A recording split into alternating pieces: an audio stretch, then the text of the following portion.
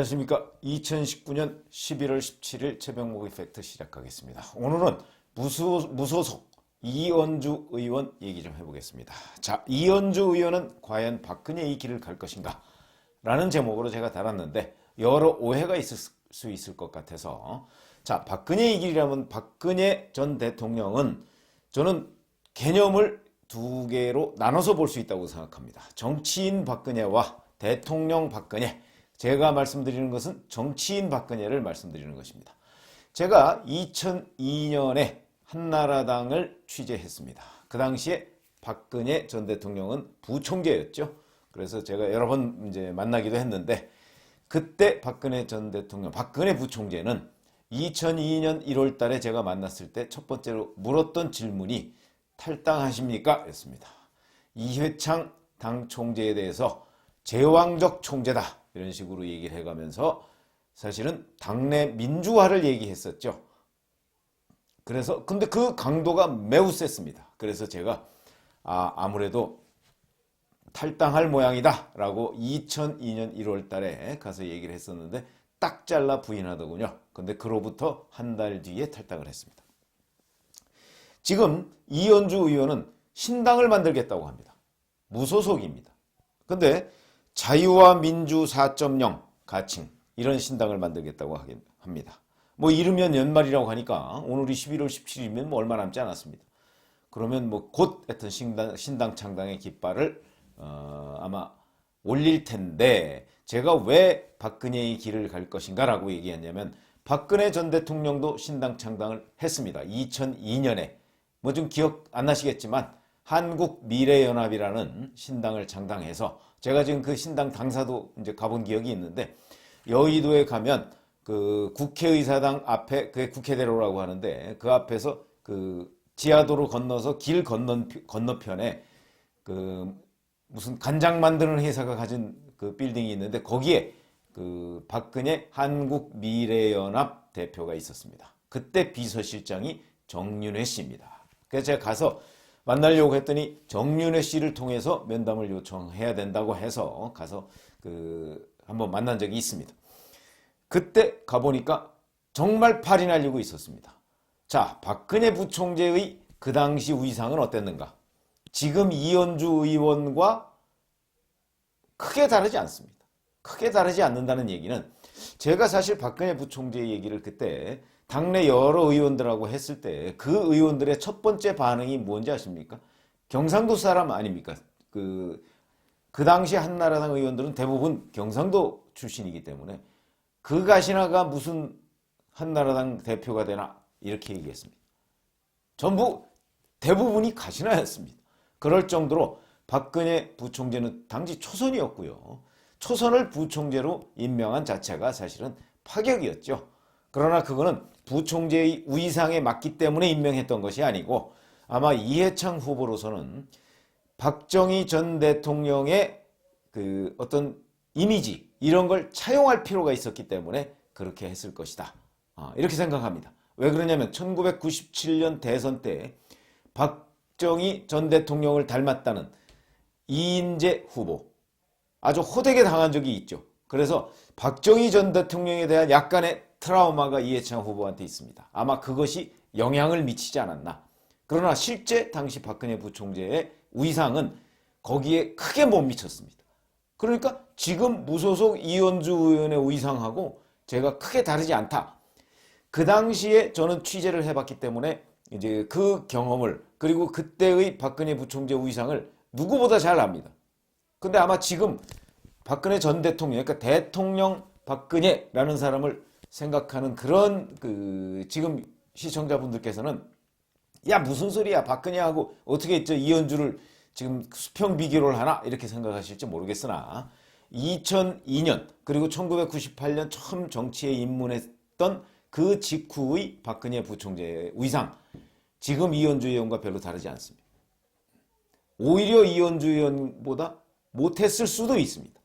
왜 그러냐면 그 정도로 당내에 그러니까 한나라당 내에 기라성 같은 의원들이 많았습니다. 박근혜 부총재를 정말 능가하는 정도의 정치적 영향력을 가진 의원들이 많았는데, 그런데도 결국은 박근혜 부총재한테 그 뭐 정치적으로 그 대항을 할 수가 없는 상황이 돼버렸죠. 나중에 그거는 이제 나중에 또 정치적인 상황 변화가 있었는데 어찌됐든 간에 자 이현주 의원과 박근혜 부총재 당시 공통점은 뭐냐? 첫 번째 영남을 기반으로 하고 있다. 이현주 의원은 PK 부산 출신이죠. 부산 영도여고 나왔죠. 박근혜 전 대통령은 TK 대구 출신이죠. 영남을 기반으로 한다는 점에서 상당한 정도의 공통점이 있다. 두 번째, 제가 이게 숙주라는 표현을 썼습니다. 자, 이현주 의원은 새정치연합 공천으로 사실은 정치에 입문을 했습니다. 새정치연합이 지금 집권당입니다. 지금 이름을 바꿨지만. 박근혜 부총재, 당시 부총재 한나라당 공천을 받아서 정치에 입문했습니다. 한때 집권당이었고 지금은 제1야당입니다. 그러니까 거대 정당을 통해서 입문을 했다는 점에서 또 공통점을 가지고 있다 하는 것이고 총선을 앞두고 신당을 창당한다는 점에서 또 공통점을 가지고 있습니다. 박근혜 부총재 당시에 실제 2월 달에 탈당을 했고요. 창당한 날짜는 뭐 가칭 뭐 발기인 대회 뭐 이런 거는 그 전에 했지만 실제 4월 1일 날 했고 그해 4월에 총선이 있었습니다. 그런데 내년 4월 15일에 총선이 있죠. 총선 지금 몇 개월 앞두고서 이현주 의원이 신당 창당을 한다고 합니다. 자유와 민주 4.0 뭐 가칭이긴 합니다만 이게 뭐 만약에 이르면 연말이라고 하지만 내년 초에 한다고 하면 신당 결국 총선 몇 개월 앞두고 신당 창당하는 점에서도 같다. 이렇게 얘기를 할 수가 있습니다. 자, 그러면 다른 점은 과연 무엇이냐 하는 점을 제가 말씀을 드리겠습니다. 정치적 자산, 정치인한테는 이 자산이라는 게 굉장히 중요합니다. 이 자산, 그러니까 둘 다 영남 출신이라는 자산이 있죠. 한 사람은 PK, 한 사람은 TK라는 자산이 있지만 자, 우선 박근혜 부총재한테는 제가 위상은 비슷하다고 했습니다. 2002년 총선 직전의 박근혜 부총재와 지금 내년 총선 직전의 무소속 이현주 의원의 정치적 위상은 비슷하다고 했습니다만 정치적 자산은 엄청난 차이가 납니다. 박근혜 부총재는 그러니까 1998년 8월 달에 그 대구 달성 보궐선거가 있을 때 그 달성에 내려갔을 때 후보로서 내려갔을 때 당시 그 민주당의 엄삼탁 후보한테 진다는 그 여론조사가 엄청 많았습니다. 그런데 현장에 딱 내려가 보니까 그 할머니들 특히 시장 바닥에 할머니들이 박근혜 부총재를 그때 박근혜 후보죠. 박근혜 후보를 붙잡고 눈물을 흘리면서 그 채소 파는 할머니들이 2,000원, 3,000원을 쥐어주는 경우가 굉장히 많았습니다. 그래서 그 현장을 본 기자들 표현에 따르면 야, 이게 곧 박정희의 향수구나 라고 생각을 하면서 현장 분위기를 봤더니 현장에 엄삼탁 후보가 자금 살포를 굉장히 많이 했습니다. 그런데도 불구하고 현장에 내려가서 본 기자들은 아니다, 이거는 박근혜 후보가 무조건 이긴다, 이런 식으로 피부로 느꼈을 정도입니다. 그럴 정도로 이 정치적 자산이라고 하는 거면 사실은 이현주 의원은 박근혜 부총재에 따라갈 바가 못 되죠. 왜 그러냐면 그건 바로 박정희 전 대통령의 딸이라는 그런 후광. 어찌 보면 이건 상속받은 자산입니다. 본인이 일군 자산이 아니고 상속받은 자산입니다. 이 자산이라는 측면에서 보면 이현주 의원은 박근혜 부총재를 따라갈 수가 없다라는 걸 제가 말씀을 드리고, 자, 그러면 연설 호소력이라는 것이 있습니다. 자, 1998년 또 2002년 당시의 그 박근혜 후보와 박근혜 부총재의 연설 호소력, 단문형입니다. 단문형. 근데 그 호소력은 생각보다 크지 않습니다. 왜 그러냐면 연설을 길게 하는 스타일이 아니고, 그리고 선동가형 스타일이 아닙니다. 박근혜 부총재는. 대신 짧게 함축적인 의미를 담고 있는 메시지형입니다. 그런데 그 메시지를 예를 들어서 해석을 한다고 한다면 그 해석에는 여러 가지의 의미를 담을 수가 있겠죠. 그런 점에서 예를 들어서 YS와 DJ라는 그 정치인에 빗대어 말하면 DJ보다는 YS에 가까운 형이다. 김영삼 전 대통령 잘 아시지만 김영삼 전 대통령은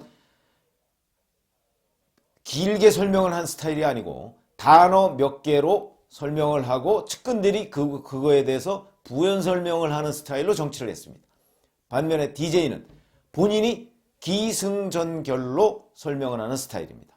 그래서 DJ는 말이 깁니다. 선동형 연설, 이것은 YS보다 DJ가 월등히 뛰어났죠. 그러나 함축적인 의미의 정치적 메시지는 YS가 더 우세에 있었다. 그렇기 때문에 사실은 YS와 DJ가 영원한 맞서라고 하는 거 아니겠습니까?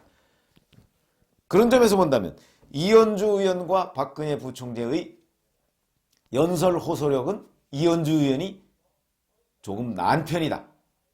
제가 기자로서 평가를 하는 겁니다. 자, 이렇게 서로 장단점이 공통점도 있고 다른 점도 있습니다. 자, 그러면 이현주 의원의 정치적 동력은 무엇이냐? 인터넷과 SNS입니다. 본인도 자유와 민주 4.0이라는 것을 정당을 창당한다고 하면서 인터넷과 SNS를 주로 활용할 것이기 때문에 돈이 많이 안 들 것이다 이렇게 얘기를 했습니다. 그럴 수 있습니다. 독일에도 인터넷 정당이 있었습니다. 그러니까 돈은 많이 안 들죠. 그리고 요새는 뭐 정치 후원금이나 뭐 이런 거 받아서 유지를 할 수가 있습니다. 그런데 그런 점에서 이제 기존 정치와 차별화되는 것이죠. 근데 2002년에 박근혜 부총재는 아무래도 기성세대형 정치 스타일이었습니다.